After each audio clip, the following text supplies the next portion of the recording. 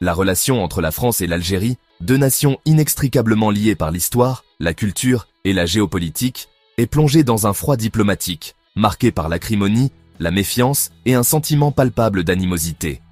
Ce récent déclin des relations, ponctué par une série de clashs diplomatiques et de déclarations incendiaires, soulève de sérieuses inquiétudes quant à l'avenir des liens franco-algériens et aux implications plus larges pour la stabilité régionale. Au cœur de cette tempête diplomatique se trouve un réseau complexe de grèves historiques, de différents politiques contemporains et d'intérêts stratégiques divergents.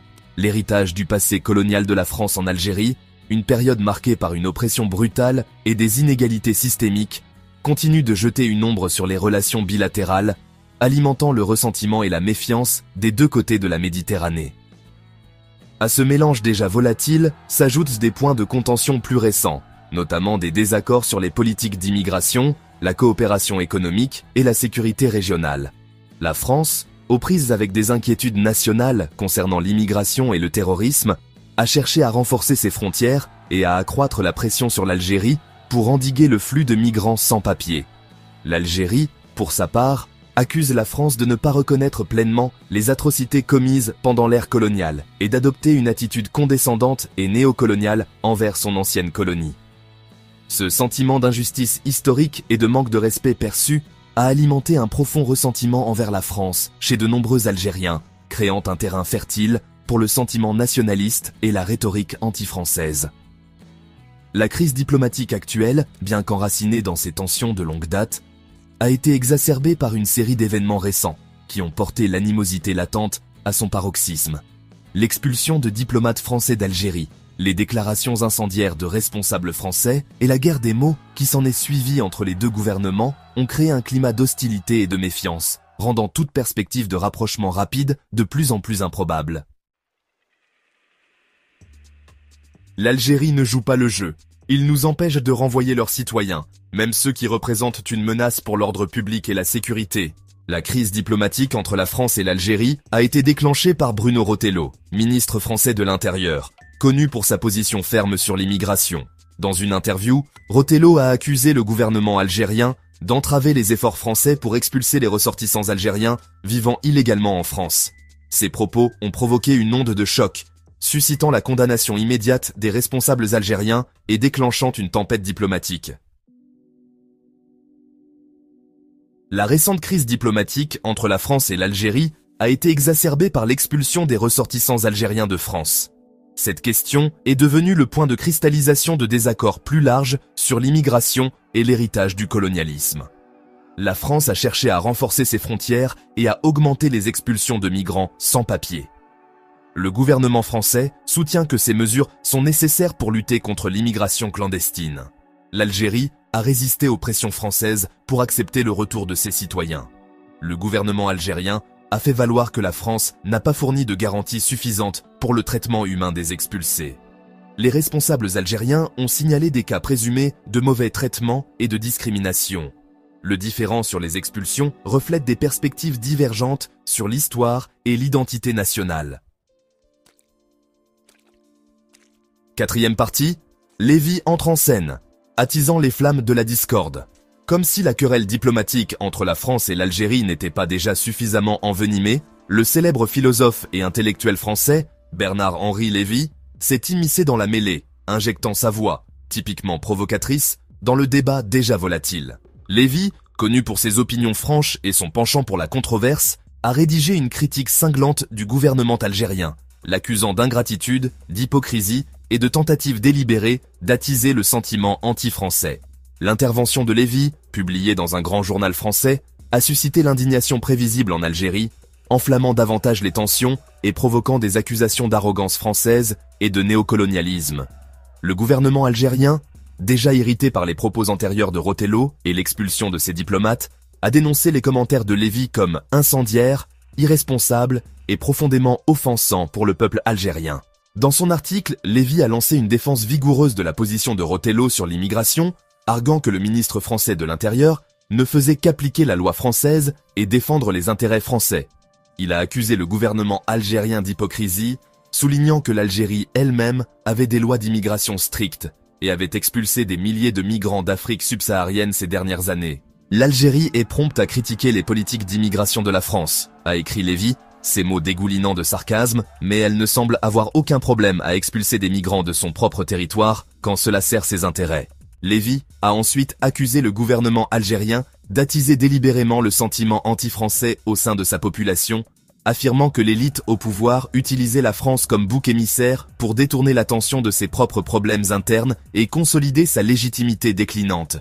Il a soutenu que le gouvernement algérien exploitait l'héritage du colonialisme pour attiser la ferveur nationaliste et détourner l'attention de ses propres échecs. Le gouvernement algérien joue un jeu dangereux, a averti Lévy, d'un ton grave. En invoquant constamment les fantômes du passé et en diabolisant la France, il crée un climat d'hostilité et de ressentiment qui pourrait avoir des conséquences désastreuses. L'intervention de Lévy, même si elle visait peut-être à provoquer le débat et à remettre en question les idées reçues, a eu l'effet inverse, polarisant davantage une situation déjà tendue et aggravant la fracture diplomatique entre la France et l'Algérie. Ces commentaires, largement perçus comme condescendants et déconnectés des réalités de l'Algérie contemporaine, n'ont fait que renforcer la perception chez de nombreux Algériens que la France n'avait tiré que peu d'enseignements de son passé colonial et continuait de percevoir son ancienne colonie à travers un prisme impérial. Quatrième partie, Lévy entre en scène, attisant les flammes de la discorde. Comme si la querelle diplomatique entre la France et l'Algérie n'était pas déjà suffisamment envenimée, le célèbre philosophe et intellectuel français, Bernard-Henri Lévy, s'est immiscé dans la mêlée, injectant sa voix, typiquement provocatrice, dans le débat déjà volatile. Lévy, connu pour ses opinions franches et son penchant pour la controverse, a rédigé une critique cinglante du gouvernement algérien, l'accusant d'ingratitude, d'hypocrisie et de tentative délibérée d'attiser le sentiment anti-français. L'intervention de Lévy, publiée dans un grand journal français, a suscité l'indignation prévisible en Algérie, enflammant davantage les tensions et provoquant des accusations d'arrogance française et de néocolonialisme. Le gouvernement algérien, déjà irrité par les propos antérieurs de Rotello et l'expulsion de ses diplomates, a dénoncé les commentaires de Lévy comme incendiaires, irresponsables et profondément offensants pour le peuple algérien. Dans son article, Lévy a lancé une défense vigoureuse de la position de Rotello sur l'immigration, arguant que le ministre français de l'Intérieur ne faisait qu'appliquer la loi française et défendre les intérêts français. Il a accusé le gouvernement algérien d'hypocrisie, soulignant que l'Algérie elle-même avait des lois d'immigration strictes et avait expulsé des milliers de migrants d'Afrique subsaharienne ces dernières années. L'Algérie est prompte à critiquer les politiques d'immigration de la France, a écrit Lévy, ces mots dégoulinants de sarcasme, mais elle ne semble avoir aucun problème à expulser des migrants de son propre territoire quand cela sert ses intérêts. Lévy a ensuite accusé le gouvernement algérien d'attiser délibérément le sentiment anti-français au sein de sa population, affirmant que l'élite au pouvoir utilisait la France comme bouc émissaire pour détourner l'attention de ses propres problèmes internes et consolider sa légitimité déclinante. Il a soutenu que le gouvernement algérien exploitait l'héritage du colonialisme pour attiser la ferveur nationaliste et détourner l'attention de ses propres échecs. Le gouvernement algérien joue un jeu dangereux, a averti Lévy, d'un ton grave. En invoquant constamment les fantômes du passé et en diabolisant la France, il crée un climat d'hostilité et de ressentiment qui pourrait avoir des conséquences désastreuses. L'intervention de Lévy, même si elle visait peut-être à provoquer le débat et à remettre en question les idées reçues, a eu l'effet inverse, polarisant davantage une situation déjà tendue et aggravant la fracture diplomatique entre la France et l'Algérie. Ces commentaires, largement perçus comme condescendants et déconnectés des réalités de l'Algérie contemporaine, n'ont fait que renforcer la perception chez de nombreux Algériens que la France n'avait tiré que peu d'enseignements de. Cinquième partie, les échos du passé, l'ombre portée de l'histoire sur les relations franco-algériennes. La crise diplomatique actuelle, entre la France et l'Algérie, est enracinée dans une histoire coloniale tumultueuse. L'héritage du colonialisme français en Algérie continue de projeter une ombre sur les relations bilatérales. La colonisation de l'Algérie par la France a commencé en 1830. La conquête française a été brutale, marquée par des massacres et des déplacements forcés. L'administration coloniale française a cherché à assimiler la population algérienne. Le peuple algérien a farouchement résisté à la domination française. La guerre d'indépendance algérienne a culminé en 1962. La guerre a laissé de profondes cicatrices dans les deux sociétés. La fin de la guerre n'a pas marqué la fin de l'histoire. L'héritage du colonialisme continue de hanter les relations franco-algériennes. La présence d'une diaspora algérienne en France maintient la mémoire du colonialisme vivante. Des voix en Algérie demandent à la France de reconnaître les atrocités coloniales. Le gouvernement français résiste aux appels à des excuses complètes. La mémoire historique reste une pierre d'achoppement majeure. La crise diplomatique actuelle reflète l'héritage durable du colonialisme. Sixième partie, la réponse algérienne. Une défense résolue de la souveraineté. Le gouvernement algérien a réagi avec indignation et défiance, défendant sa souveraineté nationale. Les responsables algériens ont condamné les déclarations françaises comme provocatrices et offensantes. Le gouvernement algérien a accusé la France d'hypocrisie et de mentalité néocoloniale. L'Algérie a le droit de déterminer ses propres politiques d'immigration. L'Algérie ne se laissera dicter sa conduite par aucun pays. Nous sommes une nation souveraine, avec nos propres lois et intérêts. Septième partie, la voie à suivre. Naviguer dans l'avenir incertain des liens franco-algériens. La récente crise diplomatique entre la France et l'Algérie, marquée par une rhétorique dure, des expulsions réciproques et une montée du sentiment nationaliste, a jeté un froid sur l'avenir des relations bilatérales, suscitant des inquiétudes quant au potentiel d'escalade et aux implications plus larges pour la stabilité régionale. Alors que les deux pays sont aux prises avec les conséquences du différend, la voie à suivre reste incertaine, semée d'embûches et assombrie par la longue et souvent tumultueuse histoire qui les lie.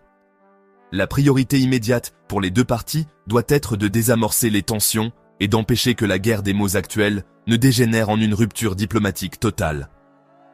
Cela nécessitera un effort concerté des deux gouvernements pour apaiser la rhétorique, s'engager dans une diplomatie discrète et rechercher un terrain d'entente sur les questions qui les divisent. Cependant, parvenir à un rapprochement durable exigera plus qu'une simple gestion de crise. Cela nécessitera une réflexion fondamentale sur la relation, qui reconnaisse le bagage historique, répondent aux griefs contemporains et construisent un partenariat plus équitable et mutuellement respectueux. Pour la France, cela nécessitera une volonté de confronter son passé colonial avec plus d'honnêteté et d'empathie. Bien que la France ait pris certaines mesures ces dernières années pour reconnaître les injustices du colonialisme, notamment la création d'une commission chargée d'étudier la guerre d'Algérie, il reste encore beaucoup à faire pour apaiser le ressentiment et la méfiance persistants issus de cette époque. Pour l'Algérie, aller de l'avant nécessitera une volonté de dialoguer avec la France sur une base plus pragmatique et moins idéologique. Bien que l'Algérie ait des griefs légitimes découlant de son passé colonial, elle doit également reconnaître que la France est un partenaire économique important et un acteur clé de la sécurité régionale. L'avenir des relations franco-algériennes dépendra de la capacité des deux pays à surmonter les fantômes du passé, à relever les défis du présent et à construire un partenariat plus mature et mutuellement bénéfique pour l'avenir. La route sera sans aucun doute longue et ardue, mais les enjeux sont trop importants pour que les deux parties laissent la crise actuelle faire dérailler complètement la relation. Merci de bien vouloir activer la cloche et de cliquer sur j'aime.